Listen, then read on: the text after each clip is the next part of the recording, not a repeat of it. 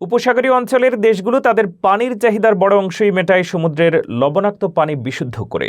Kuwait বা ওমানের মতো দেশে সুপেয় পানির প্রায় ৯০% আসে এই শোধনাগারগুলো থেকে। কিন্তু এখন এই অবকাঠামোগুলো যুদ্ধের উত্তাপে ঝুঁকিপূর্ণ হয়ে উঠেছে। বাহরাইন ও ইরানের পানি শোধনাগারে হামলার খবর পুরো অঞ্চলে আতঙ্ক ছড়িয়ে দিয়েছে। বিশেষজ্ঞরা বলছেন, এইসব স্থাপনা ক্ষতিগ্রস্ত হলে খাবার পানির সরবরাহ দ্রুত কমে যাবে, যা খাদ্য উৎপাদন ও অর্থনীতিকে ধ্বংসের দ্বারপ্রান্তে নিয়ে যাবে। বিশেষ করে বাহরাইন, কুয়েত ও কাতারের মতো ছোট দেশগুলো সবচেয়ে বেশি ঝুঁকিতে, কারণ তাদের বিকল্প পানি উৎস বা বড় ধরনের মজুদ ব্যবস্থা খুবই সীমিত। বিশেষজ্ঞরা সতর্ক করে বলছেন, পানি নিরাপত্তা এখন আঞ্চলিক নিরাপত্তার অংশ হিসেবে দেখা জরুরি। যুদ্ধ এই মরু অঞ্চলকে মানবিক সংকটের দিকে ঠেলে দিচ্ছে।